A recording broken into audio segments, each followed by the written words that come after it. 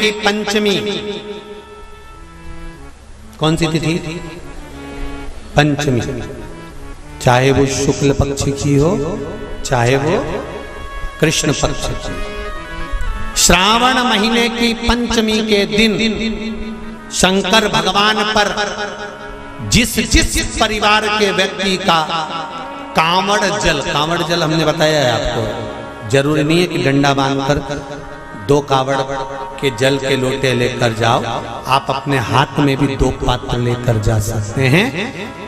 पंचमी तिथि के दिन हाथ में 2 लोटे जल के, 2 कलश जल के जब हम शंकर भगवान को चढ़ाते हैं तो ऊपर जो कमंडल होता है शिव जी के ऊपर जलधारी होती है, जिसमें जया, विषहरा, शामली बारी, दौतली और देव, शंकर भगवान की 5 बेटियां जिसमें विराजमान होती हैं। जब हम जल समर्पित करते हैं, हमारे पीढ़ी में, परिवार में अगर कोई अधोगति में मर गया होता है, कुंवारी अवस्था में चले गया होता है, गर्भ में मर गया होता है, गर्भ के बाहर निकलकर भी अगर कुंवारी अवस्था में चले गया होता है, तो श्रावण महीने की दोनों पंचमी पर परिवार का अगर कोई एक व्यक्ति भी जल चढ़ा देता है शंकर भगवान पर, तो सर्प की योनि में नहीं पड़ता, जीव मुक्त हो जाता, प्रेत योनि में, सर्प की योनि से मुक्त हो जाता।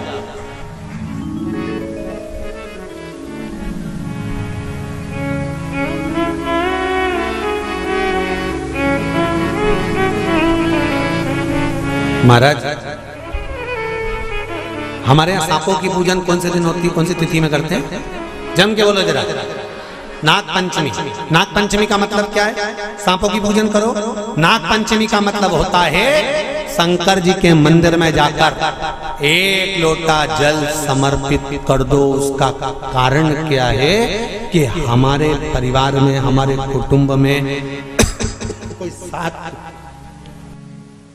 कुटुंब में, परिवार में कोई 7 पीढ़ी के अंतर्गत भी अगर कोई जीव तड़प रहा होता है, पड़ा हुआ होता है, उसकी मुक्ति नहीं होती है, तो पंचमी का चढ़ा हुआ जल उस जीव को प्राप्त हो जाता है और वो जीव तर जाता है, उसका फिर जन्म नहीं होता, वो तर,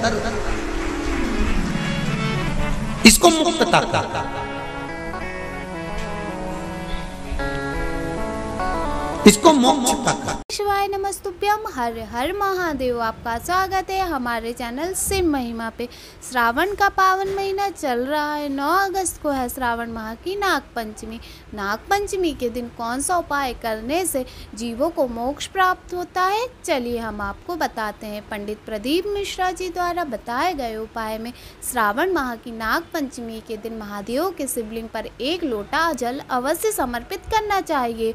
उससे क्या होता है, यदि आपकी 7 पीढ़ी में भी कोई जीव यदि तड़प रहा है, उसे मोक्ष प्राप्त नहीं हुआ होता है, तो यदि आप नाग पंचमी के दिन महादेव के शिवलिंग पर 1 लोटा जो जल समर्पित करते हैं, वह जल वह जीव को प्राप्त होता है, वह जीव को मोक्ष प्राप्त होता है। इसलिए नाग पंचमी के दिन महादेव के शिवलिंग पर 2 लोटे के जल के साथ साथ 1 लोटा जल भी अवश्य समर्पित करना चाहिए, जिससे जीवों को मोक्ष प्राप्त होता है। श्री शिवाय नमस्तुभ्यम, हर हर महादेव।